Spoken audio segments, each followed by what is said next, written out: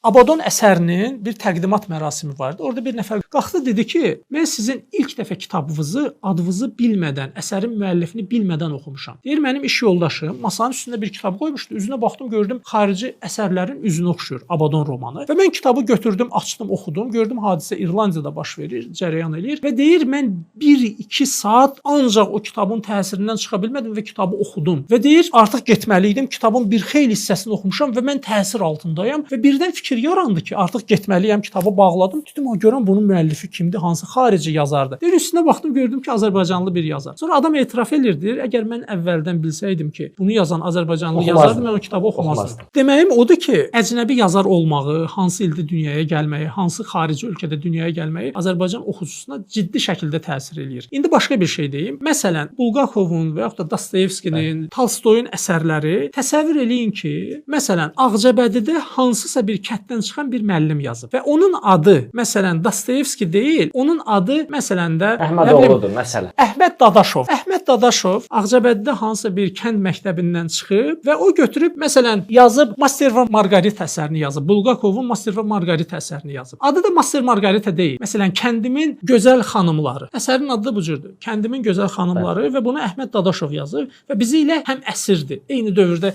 yaşayırıq. O əsər oxucular onu gedib bu qədər rəğbətlə alardılar və yaxud da onu oxusaydılar, yenə də deyərdilər ki, necə dahi bir əsərdir, necə gözəl burada, nə bilim, mifik personaj burada bənzətməklə, metaforalarla burada təqdim olunub. Onu deyərdilər yoxsa deməzdilər? Deməzdilər. Əhməd Dadaşovu heç kəs tanımayacaqdı. Kəndimizin gözəl xanımları əsəri də elə ilk dəfədən deyəcəkdilər ki, bu nədir? Bu coğrafiyanın burada təsiri var, məsələn. Coğrafiya məkanın, onu demək istəyirəm ki, Azərbaycan oxucusuna təsir var. Və təsəvvür eləyin, Rövşən Abdullaoğlu İsveçrədə dünyaya gəlib 1450-ci ildə və bu əsərləri tərcümə eləyiblər Azərbaycan dilinə və adım da Rövşən Abdullaoğlu deyil. Max Planck-dır adım və bu İsveçrədə yaşayıb 1450-ci ildə əsərləri neçə əsrdən sonra Azərbaycan dilinə tərcümə olunub və Nobel mükafatı da almışam sağlığımda. Bu əsərlər oxucuya daha təsirli olardı yoxsa yox? Kitabların vitrinində Max Planck-ın əsərləri sırf Max Planck adı ilə təqdim olunduğuna görə bunu alardılar. İsveçrə yazısı olduğuna görə bunu daha çox oxucu ona rəğbət göstərərdi yoxsa yox? 100% göstərərdi.